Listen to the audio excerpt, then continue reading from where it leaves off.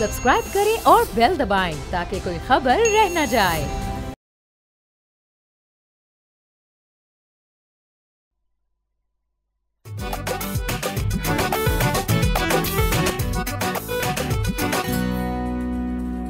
अस्सलाम वालेकुम, बोलो जनाब में बहुत बहुत खुश आमदीद। मैं हूं असद निज़ामी और मेरे साथ है अली आफ्ताब। सर क्या हाल है? सर बहुत मज़े में संडे मना रहे हैं और लुत्फ़ आ रहे हैं, ब्लूज़ भी हैं। कल मंडे है, एक तो दफ्तर जाना पड़ेगा और दूसरा हम आवाम से नहीं मिल पाएंगे। सर मैं भी ब्लूज़ करके आया हूँ आज। मैंने कहा आपने टाई का जिक्र नहीं, खुद ही सर आज मैं पेश कर दिया करूँगा टाई सर आपने जो कहना। But sir Aahista Aahista sir मैं आपको बता रहा हूँ कि ये जो है ना, ये गर्मी सर्दी इस वक्त मुझे हो रही है खांसी और सुबह से चीखें भी आ रही हैं।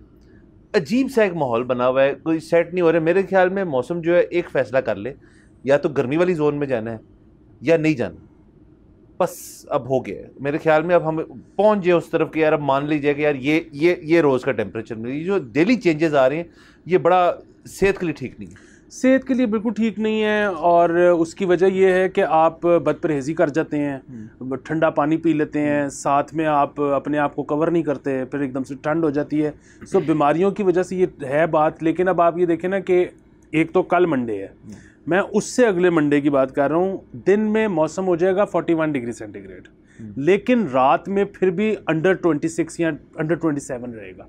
सो एक लिहाज से अच्छा भी है कि रात को कम से कम एसी नहीं चलेंगे, बिल कम आएंगे। सो ये बहुत बड़ी चीज़ है सर।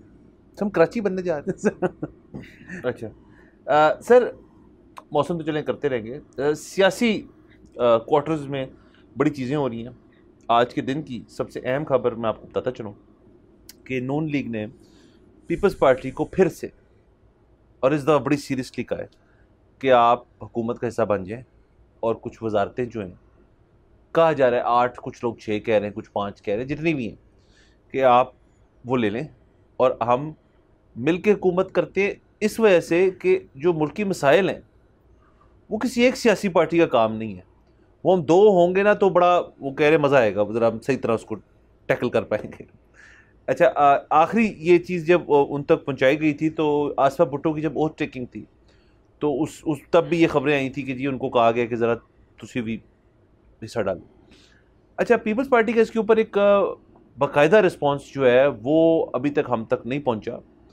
अलबत्ता उनके कुछ जो रहनुमा हैं पीपल्स पार्टी की, उन्होंने जो कहा है वो ये है कि जी ऐसी कोई बात नहीं है, और हमारा जो पहले था कि हम कोalition में तो आएंगे लेकिन हम कोई ओहदा नहीं लेंगे, वो आप करें, गवर्नेंस आप करें, हम नंबर्स के लिए हद तक हम आपके साथ हैं। अलबत्ता इसी के अंदर इसी शख्स ने और दीगर जो पीपल्स पार्टी की, उन्होंने एक बात की कि फेडरल में नहीं, फेडरल में नहीं चाहिए, पंजाब में आपने हमसे बैठ के बात करनी है तो करें, वहाँ कुछ हम लेने को तैयार हैं। तो ये एक सियासी मंजर जो है उसके अंदर ये एक चीज़ें थोड़ी चेंज हो रही हैं।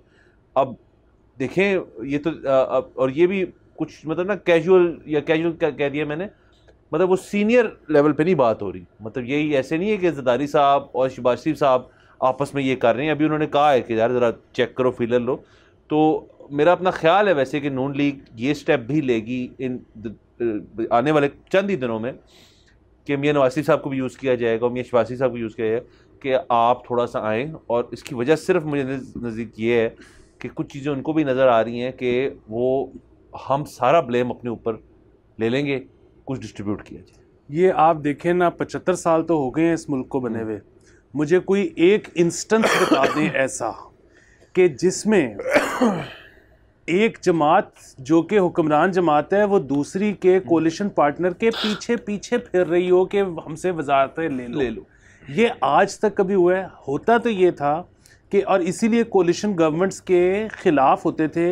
ये नून लीग तो ख़ास तौर पे मशहूर है इस चीज़ के लिए। मियाँ साहब जो हैं वो एक दिन पहले इलेक्शन से आके तो ये कह देते होते हैं कि जी मुझे सिंपल मेजॉरिटी दिलवा दें, नहीं तो फिर मेरे से ना एक्सपेक्ट करना। वो नाराज़ हो जाते हैं, वो नाराज़ हो जाते हैं। अच्छा, और अभी भी राना सनाउल्लाह साहब ने को हफ्ता डेढ़ पहले ये कह दिया है कि जी हमारे वादे थे सिंपल मेजॉरिटी के, अब वो सिंपल मेजॉरिटी नहीं आई तो हम नहीं है, हमारा जिम्मा तोश पोश है। अच्छा, सोचने की बात यह है कि सिंपल मेजॉरिटी में क्या होता है। कोलिशन आपको याद है 2008 से 13 वाली जी। सो हर थोड़े दिन बाद कभी मौलाना उठते थे मैं हुकूमत गिराने लगा हूँ। अच्छा, वो एकदम से जरदारी साहब जागते थे, जी क्या हुआ, और इनको एक मिनिस्ट्री और दे दो, या इनको एक कायमा कमेटी का चेयरमैन बना दो, या इनको एक फलानी चीज़ के फलाना कर दो। फिर वो एक पार्टी उठती थी, ओ मैं जा रहा हूँ, ओ भागो, आपको क्या चाहिए, ओ जी इनको ये फंड्स दे दो। सो इस तरह से करके कोलिशन हुकूमत चलानी पड़ती थी। अच्छा, सिंपल मेजॉरिटी में क्या होता है कि आपको ये डर नहीं ना होता कि कोई हुकूमत गिराएगा, आप अपनी मर्जी से हुकूमत कर सकते हो। तो ये ऐसी कोलिशन है कि पीपल्स पार्टी ने आपको सपोर्ट तो दी हुई है पूरी कि चलाएं जैसे मर्जी, आप अपनी मर्जी के सारे मिनिस्टर भी रख लें। आपने मतलब वही वाली बात है, आपने करप्शन करनी है या आपने अवाम की खिदमत करनी है, आपने जो भी करना है आपके पास फ्री हैंड है, कोई आपकी हुकूमत नहीं गिरा रहा। वो जो एक ऑपोजिशन जमात है उसके नंबर, उसको तो सेनेट की मखसूस नशिस्तें भी नहीं मिली, उसकी असेंबली की भी, सेनेट की भी, उनका तो लीडर ही जेल में है। ठीक है, इससे ज़्यादा फ्री हैंड किसी को मिल सकता है? और जिस पार्टी को मिला हुआ है वो कह रहा है कि ताड़ी मेहरबानी तुसी भी आ जाओ, ठीक है, साढ़े को मिनिस्ट्रियाँ ले लो। इसका एक मतलब है, इसका एक मतलब ये है कि इनको पता लग रहा है, जो हम इलेक्शन से पहले कहते थे this is a good election to lose. हालात इतने ख़राब हैं कि अगेन मैं ये नहीं कह रहा कि ये बुरा काम करेंगे या बुरा काम करना चाहते हैं या करप्ट है, नहीं, ये अब सदके दिल से नेक नियति से भी करने की कोशिश कर लें, हालात नहीं संभल लें, क्योंकि हालात ख़राब ही इतने हैं। और उसकी वजह कोई एक पिछली हुकूमत नहीं है, उसकी वजह है 70 साल से हमने जो डायरेक्शन ली हुई थी उसने हमें इस जगह पे पहुंचा दी है। अब अगेन आप बीमार होते हो ना, आपको कोई भी बीमारी होती है तो आपको वो एक दिन पहले थोड़ी होती है, वो एक बदतदरीज आपकी बेएहतियाती का या किसी और चीज़ का नतीजा होती है। इसी तरह मसलन आपका खुदा न खास्ता एक्सीडेंट होता है ना, तो वो उसमें फौरी तौर पे ऑपरेशन कर देते हैं। वो फौरी तौर पे ऑपरेशन इसलिए होता है कि यार आपका एक्सीडेंट भी तो फौरी हुआ था ना, तो इसलिए ऑपरेशन भी फौरी।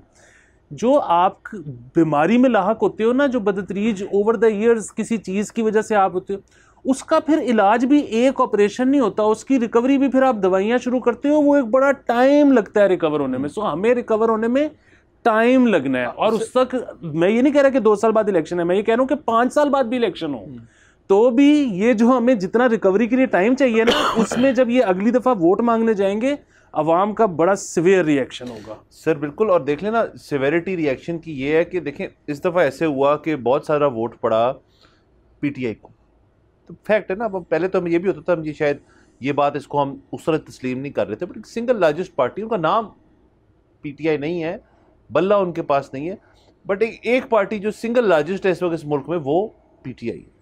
वो यही आप वाली बात है कि लोगों का जो रिएक्शन था, जो पीटीआई का वोटर नहीं भी था वो ऐसे कि वो इनका भी वोटर नहीं रहा, उसने कहा यार इनको देने से बेहतर है मैं पीटीआई को वोट देता हूँ। अच्छा, फिर एक और मसला जो मैं देखता हूँ आजकल हो रहा है सोशल मीडिया। अच्छा, जरूरी नहीं है कि उसने ये भी सोचा हो कि बेहतर है, उसने सिर्फ किड निकाली है, उसने कहा कि ए नहीं। हाँ वही सर। तो लोग जो है ना वो इतने सालों बाद जो है वो एक हो गए हैं कि यार फाइनली उनको क्लैरिटी आ गई। और इसका मेरे ख्याल में एक बहुत बड़ा रोल जो है वो हमारी मीडिया इंडस्ट्री का भी है और सोशल मीडिया इंडस्ट्री का भी है, जिन्होंने अब ये एक ड्राइंग रूम बैंटर जो है वो ये नहीं है कि आज स्कूल में क्या पढ़ा क्या, वो सियासी गुफ्तगू की तरफ जाए। एनीवेज सर, एक और चीज़ जो बड़ा मसला है वो ये है कि अब जो डिफेंड कर रहे हैं ना मतलब नून लीग को और बाकियों को, वो ये भी कहते हैं कि नहीं जी फलानी चीज़ तो तरीके इंसाफ के दौर में हुई थी तो इनको कसूरवार नहीं ठहरा सकते, वो भी यही कहते हैं। लेकिन इसका भी ना ये इसकी इस बहाने की एक्सपायरी डेट है, क्योंकि एक वक्त ऐसा था जब मियाँ साहब की पार्टी नून लीग जो थी वो पहले आ गई थी तो आप फिर पीटीआई को एज ए शील्ड नहीं यूज़ कर सकते, क्योंकि एक दौर था जब वो तो नॉन एग्जिस्टेंट पार्टी थी।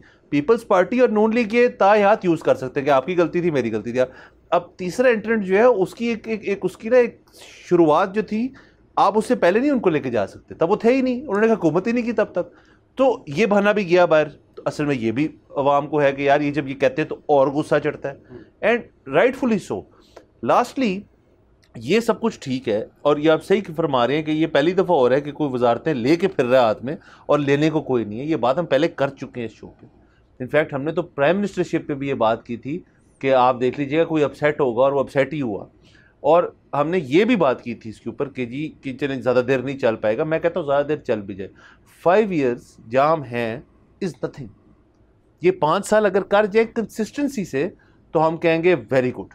अगर तो वोट बैंक बढ़ाना है तो मेरे ख्याल में अब काफ़ी लोग रियलाइज़ कर गए यार कि एक पार्टी जिसकी हुकूमत है उसको करने दें आप थोड़ी देर के लिए। दूसरा ये कि अब अगर वोट बैंक बढ़ाना है ना तो सच बोलना पड़ेगा। क्योंकि अवाम तक ना अब सच पहुंच जाता है। अगेन वो आपके जलसों से अब चाहे ना पहुंचे और टेलीविजन से भी चाहे ना पहुंचे, वो अब सोशल मीडिया से पहुंच जाता है। बुनियादी बात ये है कि बिल्कुल ठीक है, 2018 से लेके 2022 तक बहुत गलत काम भी हुए होंगे जो पीटीआई का दौर था, ठीक है, और ये उसकी निशानदेही भी करते हैं, बिल्कुल ठीक है, लेकिन उसके बाद क्या कोई गलत काम नहीं हुआ? 1 नंबर 2 उससे पहले कभी कोई गलत काम नहीं हुआ। अच्छा, अगेन ये आपका ये हो ही नहीं सकता। ये जो एक नैरेटिव खड़ा करने की कोशिश कर रही है ना नून लीग कि 2017 में दूध की नहरें बह रही थी, और भाई 2017 इतनी पुरानी बात नहीं है, आपकी भी यादाश्त में है, मेरी भी यादाश्त में, दूध की नहरें नहीं बह रही थी। दूसरी चीज़ एक और, अगेन गूगल आ गया हुआ। 2017 जब मियाँ साहब को निकाला गया था, वो ज्यादती थी या जो भी था, अब भी बैठ के गूगल कर लें कि उसमें पाकिस्तान की एक्सपोर्ट्स कितनी थी। उसमें जो पाकिस्तान की एक्सपोर्ट थी वो क्या 2012 से ज़्यादा थी या कम थी? ठीक है, अगर कम थी तो फिर दूध की नहरें कैसे बह रही थी? ठीक है, उसमें किसान खुश था कि नहीं था? अगर नहीं था तो दूध की नहरें कैसे बह रही थी?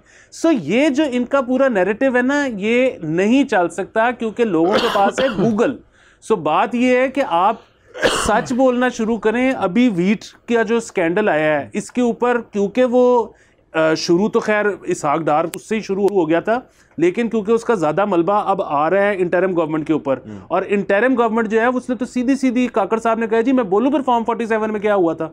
जब इस तरह की बातें होंगी और ये हुकूमत चुप कर जाएगी, तो फिर जब ये कहेगी ना कि 2018 से 22 में पीटीआई के दौर में ये हुआ था, लोग बाय नहीं करेंगे। इसके अलावा जब 2018 से पहले भी जो कुछ गलत हुआ था, ठीक है, अगेन उसमें पीपल्स पार्टी भी मुलव्वस होगी, उसमें नून लीग भी होगी, उसमें एक और भी तो आप देखें ना कि एक जो हमारे मार्शल लॉ के अदवार थे उनके बारे में भी बात करनी पड़ेगी। उनके बारे में भी नून लीग नहीं बात कर सकती क्योंकि अगेन वो जिस तरह से हुकूमत में आए हैं अब वो फंस गए हैं।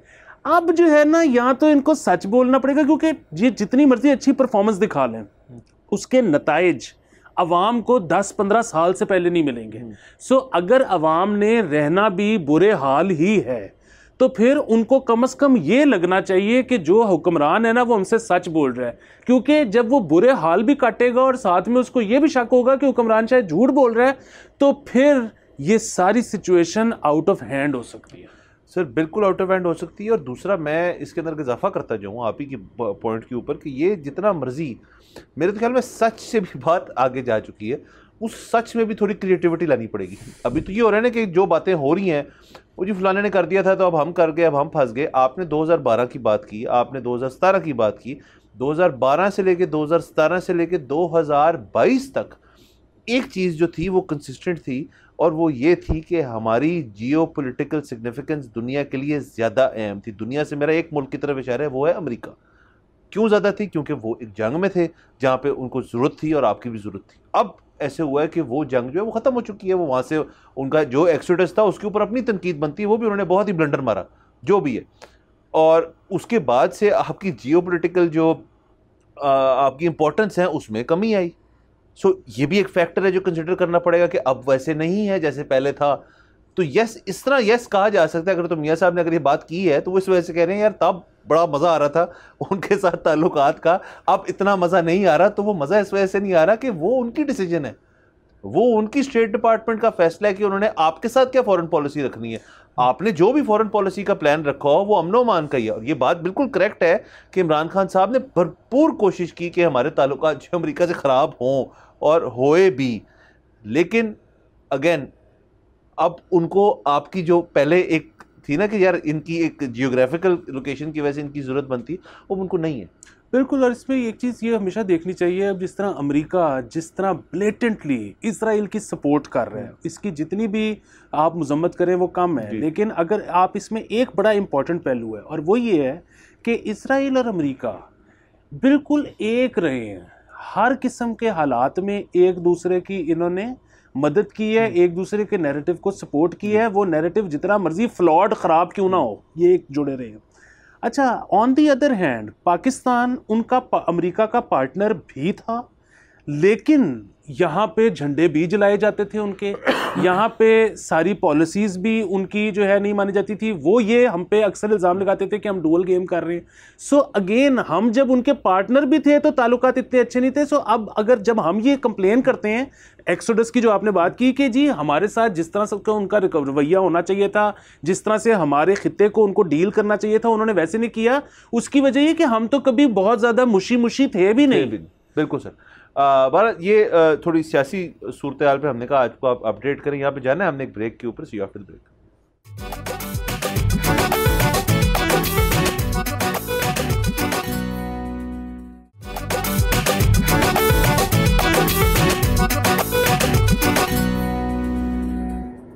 Welcome back from the break. आप देख रहे हैं बोलो जनाब। नाज़रीन, हम जा रहे हैं सिंध की तरफ। वाह सर, हम कराची की 2 खबरें आज ले आए। ज़बरदस्त। एक तो पूरे सूबे सिंध की हद तक है और एक कराची की खबर है। पहले मैं जरा सूबे की पूरी खबर दे। वो देखिए ना सर, कराची का जो सारा टैक्स कलेक्ट करता है वो हमारे शहर लाहौर में लगता है, तो उनकी हमें एक आधी खबर तो कार ही लेनी चाहिए। नहीं सर, हम कवर करते हैं कराची। सर मसला ये कराची में जो चीज़ें होती है ना, हमारी सर अपने शहर की हम पल्स पे हैं। तो जब वो पल्स जो है ना वो हर वक्त तेज़ है, वो यहाँ कमी नहीं आ रही उसके अंदर। कराची वाले थोड़े धीमे हो गए। तो सर बहुत ही अच्छी खबर मुझे वहाँ से एक मिली। ये दोनों खबरें थोड़ी सी पुरानी है लेकिन ये मांगती हैं कि हम डिस्कस करें इस शो पे। तो मुराद अली शाह साहब ने एक प्रेस कॉन्फ्रेंस के अंदर काफ़ी चीज़ों का ऐलान किया, जिसमें एक चीज़ जो थी वो मुझे ज़रा सुनने को बड़ी ठीक लगी। वो ये थी कि जो गाड़ियों की नंबर प्लेट्स होती हैं, और आई एम श्योर मोटरसाइकिल्स के हद तक भी होगा ये, कि उनके स्पेशल नंबर्स होते हैं जिनकी नीलामी होती है, बोली लगती है, ऑक्शन होता है बाकायदा। अगर कभी आप गए नहीं हैं तो आपको ज़रूर जाना चाहिए। बड़ा सीन होता है वहाँ पर जब एक नई सीरीज़ खुलती है ना सर नंबरों की, और दिन सुबह के वक्त ऑक्शन होती है, तो आपको वो देखने वाला नज़ारा है कि जो फलाना जो नंबर 1 0001 या 0001 जो है, वो जब लेने के लिए लोग जो है वो क्या क्या नहीं करते। और इसके अंदर बड़ी 2 नंबरी भी होती है। वो पहले से बिका होता है नंबर, वो अंदर द टेबल सब कुछ हो जाता है, क्योंकि नंबर जो 1 है, फिर वो नंबर 1 है, उसने अपनी गाड़ी पे लगा लिया। तो सर वो बंदे कॉन्फ्रेंस देखें आप, वो 2 नहीं है, वो 1 है। तो सिंध ने सर उसके अंदर एक चीज़ की है जो मेरे ख्याल में इस मुल्क में शायद पहली दफ़ा हो रहा है, मेरे नज़दीक तो पहली दफ़ा हो रहा है, कि ये जो नंबर्स हैं जो आप ऑक्शन करके आप ख़रीद लेंगे और वो नंबर आपकी मलकियत है, आपकी गाड़ी के ऊपर लग सकेगा, वो इनहेरिटेबल भी है और वो ट्रांसफरेबल भी है। तो सर ये बेसिकली आप समझ नहीं रहे कि ये कितनी लेयर्स हैं इसके अंदर, कि इसके अंदर एक और इंडस्ट्री खुलने वाली है कि आप नंबर लें, आपका नंबर है, जो आउटबिट जिसको आपने किया है वो फिर ख़रीद सकता है आपसे, आप उसको ट्रांसफ़र कर दें। आपका एक फैमिली नंबर है, लेट से कुछ लोग होते हैं कि यार मेरी गाड़ी पे हमेशा से दादाजी का ये नंबर था, वाले साहब का, मेरा भी, अब वो नंबर आपको ट्रांसफ़र किया जा सकता है, जो मुझे समझ आई है इस खबर से। तो ये मुझे बहुत ही इंटरेस्टिंग लगी और बहुत ही अच्छी खबर लगी। ये बहुत अच्छी है। इस पे सबसे पहले तो हमने विक्ट्री लैप लेना है। उसकी वजह ये कि हमारा आइडिया था, इसी शो पे हमने दिया सर। वाह सर इतने अच्छे आइडियाज़ आ रहे होते मैं भूल जाता हूँ, आपने याद दहानी करानी है मेरी। उसकी वजह ये है कि ये हमने ज़ाहिर है हमने दोनों ने अमेरिका में ये देखा है कि आपकी जो नंबर प्लेट होती है, आप गाड़ियाँ खरीदते बेचते रहते हो, वही लगे, और नंबर प्लेट आप जब भी किसी को गाड़ी बेचते हो आप अपनी नंबर प्लेट उतार लेते हो और गाड़ी उसको दे देते हो, वो उस पर अपनी नंबर प्लेट लगा के निकल जाता है। सो नंबर प्लेट आपके पास और बाद में इन्फॉर्म कर देता है उनका जो डीएमवी होता है, फौरी तौर पे आप इन्फॉर्म करते हो कि जी ये डील हो गई है, अब ये मेरे नंबर प्लेट से उतार दें इसको। और तो ये जो है होना ही ऐसे चाहिए कि अगर जिस तरह मैंने अगर बिड की है और अली 1 लगवाया है, तो मैंने तो 5 साल बाद अगर गाड़ी बदल लेनी है तो फिर वो अली 1 कोई और चलाएगा, किसी अली को बेचनी पड़ेगी। Exactly. और आपकी तरह नंबर 1 तो नहीं हो सकता ना सर। तो ये बड़ा मसला है। तो ये मुझे तो सबसे पहले लाइन हाजिर करें इधर एक्साइज वालों को, और उनको जो है ना पहले ये आंसरेबल बनाएं कि ये आज से पहले क्यों नहीं था ऐसे। सर आज से पहले ना सिर्फ नहीं था, मैं आपको ये बता दूं कि एक शख्स, मेरे दोस्त ने गाड़ी खरीदनी थी, उसने गाड़ी इस वजह से नहीं खरीदी, कहता है मैंने अपना नंबर लगवाना है उसके ऊपर। मैंने खैर पता कि मुझे नहीं पता था, जिस बंदे की तो वो मेरे दोस्त था, वो रिपोर्टर था, एक्साइज कवर करता था, उसने पता किया, कहता है मेरे ख्याल में नहीं होता, कहता है एक्साइज ने जवाब दिया ना वो बहुत ज़बरदस्त था। कहता है इस मुल्क में इंसान का नाम जिस डेट पे वो पैदा हुआ है, जिस साल में पैदा हुआ है, उसकी हर चीज़ चेंज हो सकती है। किसी गाड़ी के ऊपर एक दफ़ा नंबर लग गया ना, वो कोई नहीं चेंज, वो दुनिया, वो इस मुल्क में कोई नहीं चेंज करा सकता। सर आप बंदा बदल सकते हैं लेकिन वो नहीं कर सकती, उसका जवाब था। तो ये अभी तक पंजाब में ऐसे ही है। तो इसको सर फौरी तौर पे तब्दील करने की ज़रूरत है। और ये अगेन जिस तरह से आपने कहा कि ये एक बहुत बड़ी रेवेन्यू स्ट्रीम है जो कि अब तो खुली जाएगी, लेकिन 70 साल से सरकार ने अपने ऊपर क्यों रेवेन्यू स्ट्रीम ये बंद की हुई है, इस पे सरकार को अपने ऊपर लानत मलामत भेजनी चाहिए, ठीक है, कि ये हमने क्यों नहीं किया पहले। दूसरा, अगर आप इस टॉपिक पे मजीद बात करना चाहते हैं तो आप ज़रूर करें, लेकिन ये जो आपने जिक्र किया ना 1 है 2 नहीं है, सो इस पे मुझे याद आ गया कि अभी लाहौर में कुछ अर्सा पहले, आजकल बहुत आपने देखा है अपार्टमेंट बिल्डिंग्स बन रही हैं, सो इसी तरह एक नई अपार्टमेंट बिल्डिंग बनी, उसका जो पहला फ्लैट था वो मेरे कज़न ने ख़रीदा और उसने वो 1 जो था पहला ही वो ख़रीद लिया। बाद में उसके पास जो बिल्डिंग का ओनर था वो आया और उसने कहा कि अगर आप माइंड ना करें तो ये अपार्टमेंट आपका वही रहेगा, लेकिन नंबर 1 उतार के मैं 7 वाले को दे दूं, वो बहुत इंसिस्ट कर रहा है, और आपको 2 लगा दूं। और दूसरा ये है कि अगर आप इस पर नहीं मानते तो एक तो ज़ाहिर है मैं फोर्स नहीं कर सकता, तीसरा ये भी कर सकते हैं कि मैं आपको 3 दे दूं। प्रॉब्लम ये है कि 2 नंबर फ्लैट में कोई नहीं रहना चाहता। और फिर मुझे, उसने, खैर मेरे कज़न को फर्क नहीं पड़ता तो उसने कहा लगा दो 2, मैंने क्या करना है 1, लेकिन मुझे फिर उसके बाद ये ऑन कितना चार्ज किया इस पे?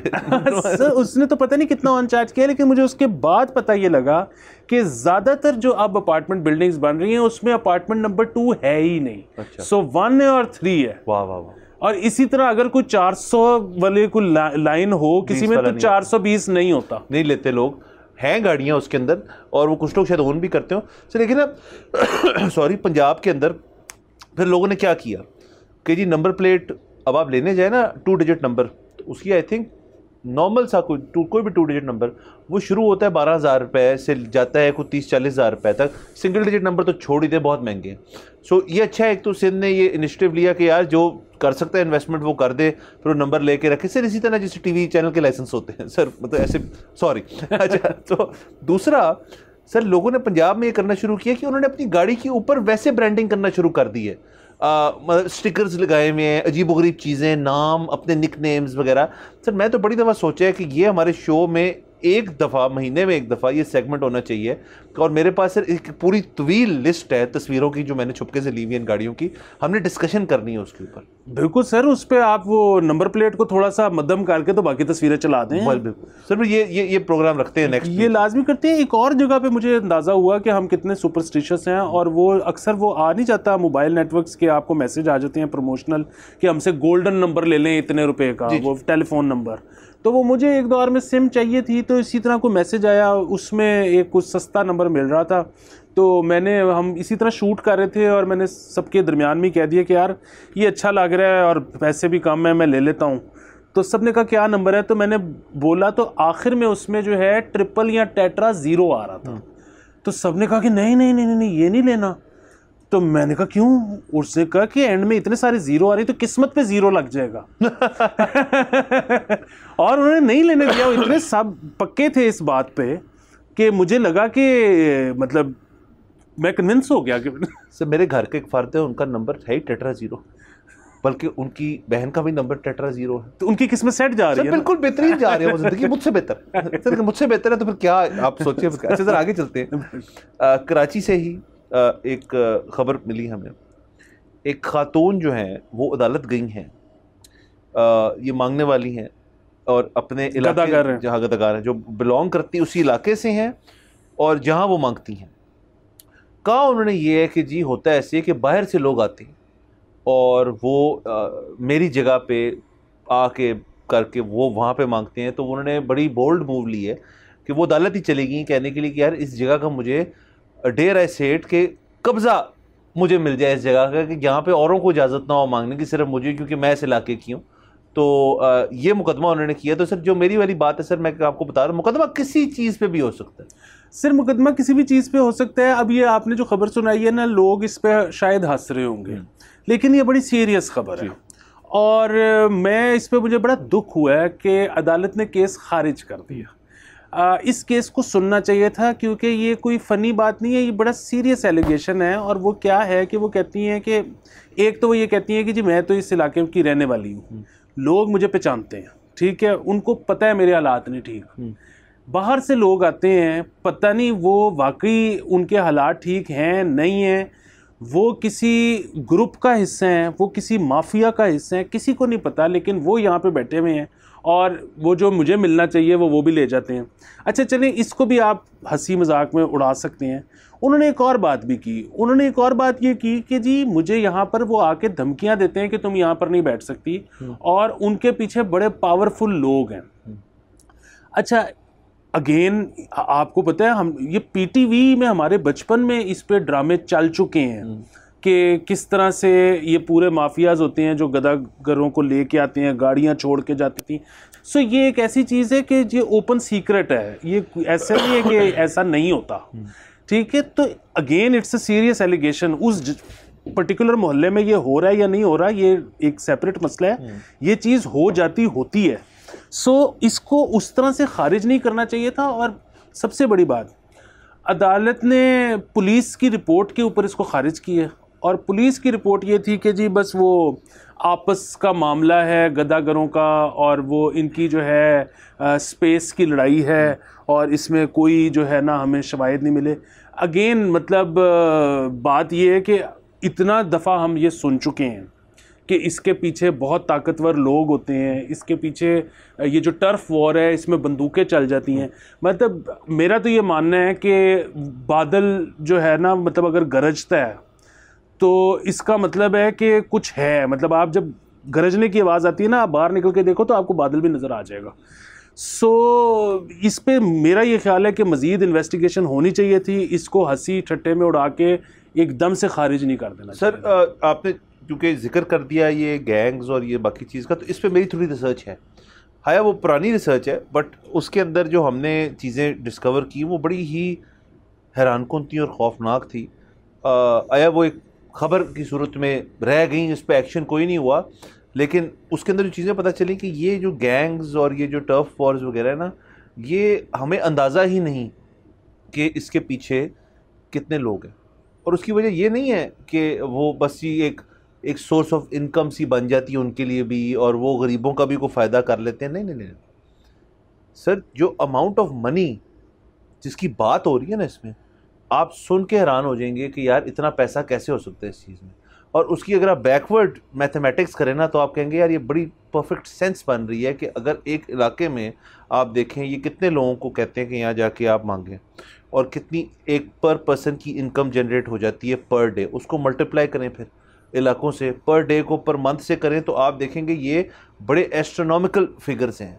देखिए असल में मसला ये है कि जिस चीज़ के अंदर पैसा ढेर सारा हो ना, फिर उसके अंदर मसले भी ढेर सारे होते हैं, ये और इलीगल चीज़ों फ़र्ज़ करें तो ये जो सारे तमाम जो होते हैं बेगर्स, और ज़्यादातर इनफैक्ट जो हैं, जैसे इस खातून के मैं इंक्लूड नहीं कर रहा हूँ, उन्होंने तो कहा जी मैं तो किसी गैंग का हिस्सा नहीं हूँ फ़र्ज़ करें, बट ज़्यादातर जो होते हैं वो प्रेफर करते हैं कि वो किसी इसकी ऑर्गेनाइज्ड उसमें करें। उसकी वजह ये कि उनको दो चीज़ें मिलती हैं, एक तो एक स्टडी अपना तौर पे पेचेक, और सेकेंडली प्रोटेक्शन। और प्रोटेक्शन किससे? पुलिस से, महकमों से, इदारों से, और दूसरे गैंग से। तो ये जो फिल्में देखते हैं ना, जिसके अंदर जो इटालियन मॉबस्टर और गैंग में ये रैकेट्स वगैरह, वो यहाँ पे भी है। इतने फ्लैम्बॉयंट नहीं है, बट है सिस्टम वही है एंड ऑफ द डे।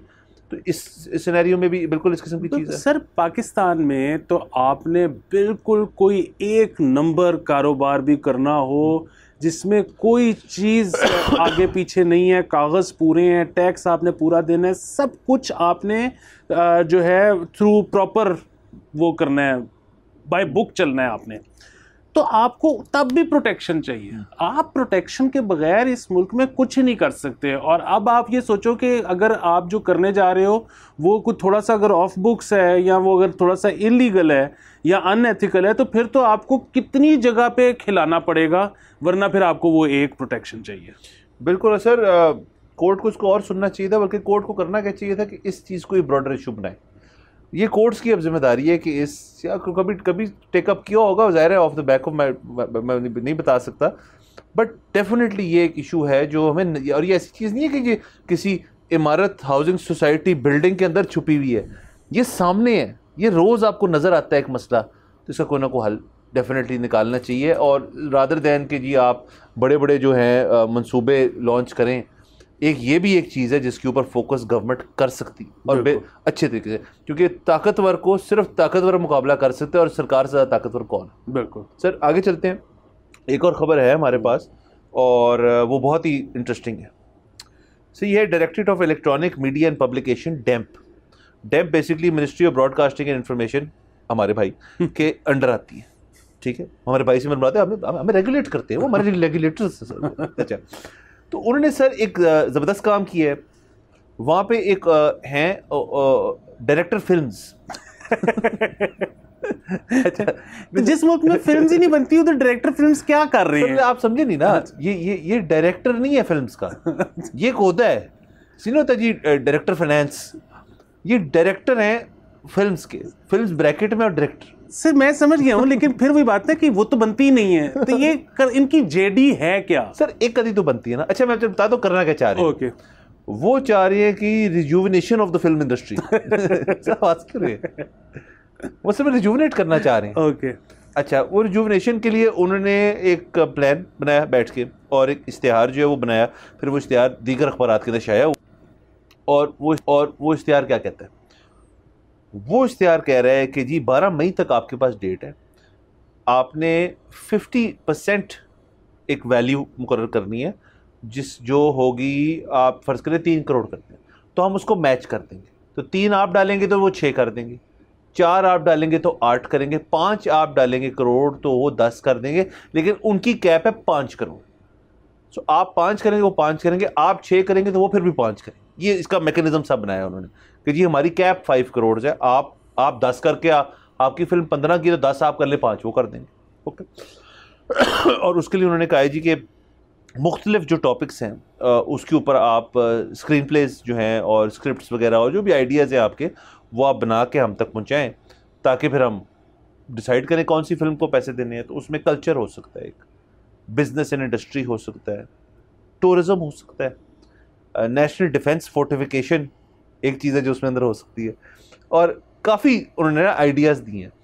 सो अब मुझे नहीं पता कि ज़्यादातर स्क्रिप्ट जो है वो किस आइडिया के ऊपर लोग भेजेंगे, लेकिन ये देखते हैं हम कि किस पे जाएंगी। लेकिन अच्छी चीज़ उस लिहाज से कि वो रिजुविनेट करना चाह रहे फिल्म इंडस्ट्री को, डायरेक्टर फिल्म। सर देखें, वो वैसे तो जाहिर है ज़्यादा तो डिफेंस पर ही होंगी फिल्में मेरे ख्याल में। उसकी वजह ये है कि आपको पता है हमारा जो दिफा है वो नाकाबिल तस्खीर है, DHA या अच्छा नेशनल डिफेंस। हाँ, तो वो जो है, अब जाहिर है जो चीज़ नाकाबिल तस्खीर है उस पर हमें पता है कि फोर्टिफाइड, तो उस पर हमें पता है कि कैसे हमने फिल्म भी बनानी है। सो बाकी ये है कि ये जो मर्ज़ी भी बनाने जा रहे हैं, बेसिकली तो हमारे जो टैक्स के पैसे हैं वो ज़ाया होने लगे हैं। और नहीं सर उसकी वजह ये है कि मुझे इस पे एतराज़ नहीं है कि हुकूमत जो है वो रिजुविनेट करना चाह रही है। मुझे एतराज़ इस चीज़ पे है कि ये कोई और तरीका ढूंढें।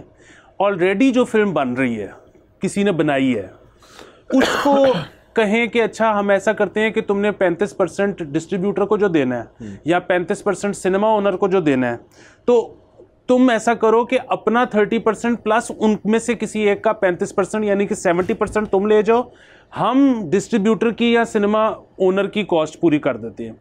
या ये कहें कि हम ऐसा करते हैं डिस्ट्रीब्यूटर को तुम भूल जाओ, पाकिस्तान की सरकार से बड़े डिस्ट्रीब्यूटर कौन हो सकता है अगर वो करना चाहे, तो हम डिस्ट्रीब्यूट हम कर देंगे तुम्हारी फिल्म। सर इसी बात पे मैं जाऊंगा एक ब्रेक के ऊपर। नाज़रीन प्लीज स्टे विद अस।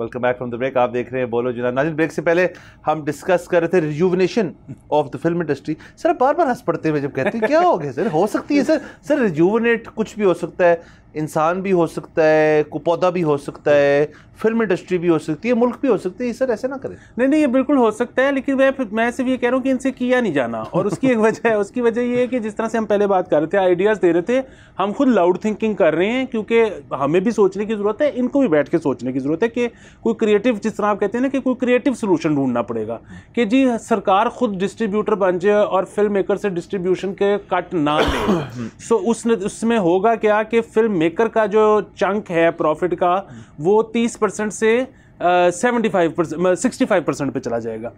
ये जब कह रहे हैं ना कि जी फिल्म जो बनेगी उसमें हम पैसे डालेंगे और उससे पहले आपने शेयर करना है अपना स्क्रिप्ट हमारे साथ, यहाँ पे आती है प्रॉब्लम। उसकी वजह ये है कि ये जो सरकार में हमारे बैठे हुए हैं 60 साल के बाबे, इनके साथ जब स्क्रिप्ट शेयर होगा, जो स्क्रिप्ट इनको पसंद आएगा वो तो शोर शॉर्ट फ्लॉप है, ठीक है, वो ठीक हो ही नहीं सकता। उसकी वजह ये है कि एक तो ये इनसे पूछे पहले कि आप नई फिल्में, नए ड्रामे, ये सारा कुछ देखते हैं? नहीं। ये तो मतलब अगर इनमें से कोई होगा भी जो कभी फिल्मों का शौकीन है, तो वो होगा जिसने जो कहेगा कि यार मैं तो बड़ी फिल्में देखता होता था, one flu over the cuckoos nest बहुत बड़ी फिल्म है, ठीक है।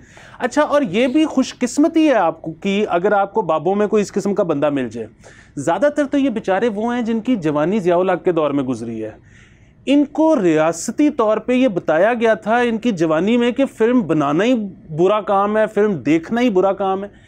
अब इनको सरकार कह रही है कि आपने ना फिल्म बनानी है। सो ये वो लोग हैं जो हीरोइन के साथ तस्वीर भी खिंचवाना चाहते हैं, फिर उसकी पीछे से बुरी बात भी करना चाहते हैं। इनको ये जिस बददिली से फिल्म बनाएंगे, इनके ख्याल में जो एक स्क्रिप्ट अच्छा होता है और जो बुरा होता है, इनकी पूरी यार्ड स्टिक ही गलत है, बल्कि टूटी हुई है।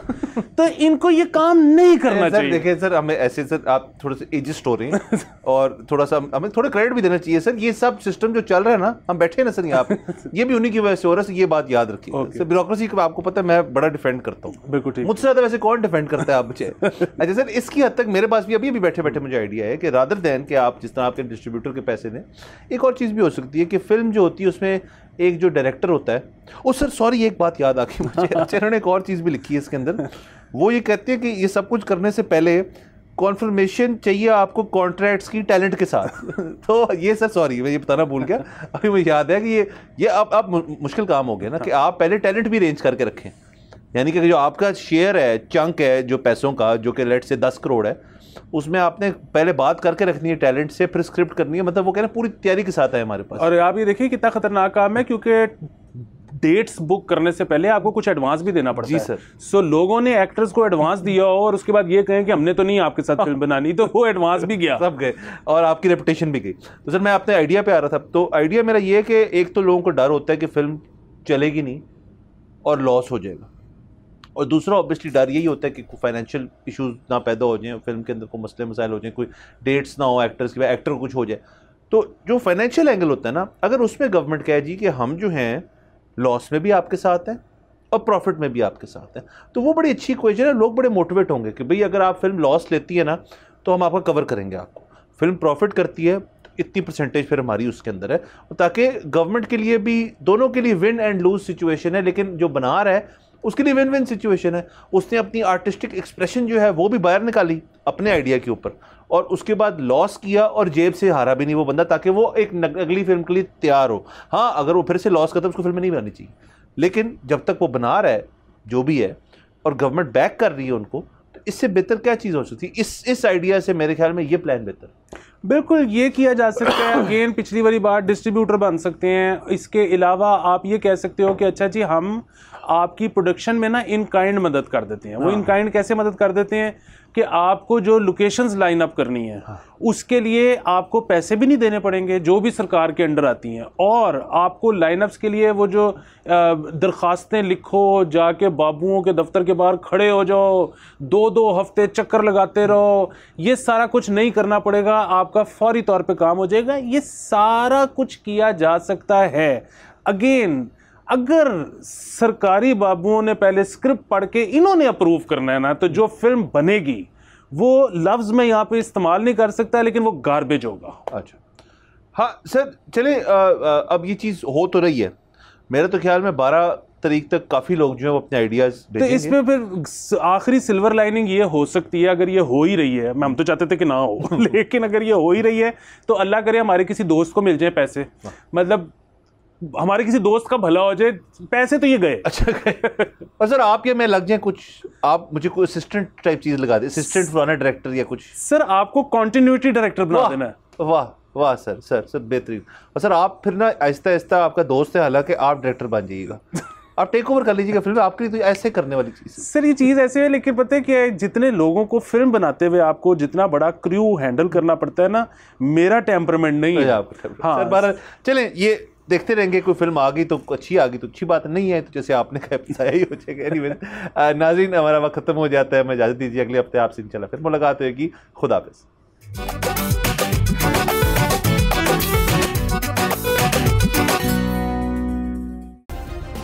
सब्सक्राइब करें और बेल दबाएं ताकि कोई खबर रह न जाए।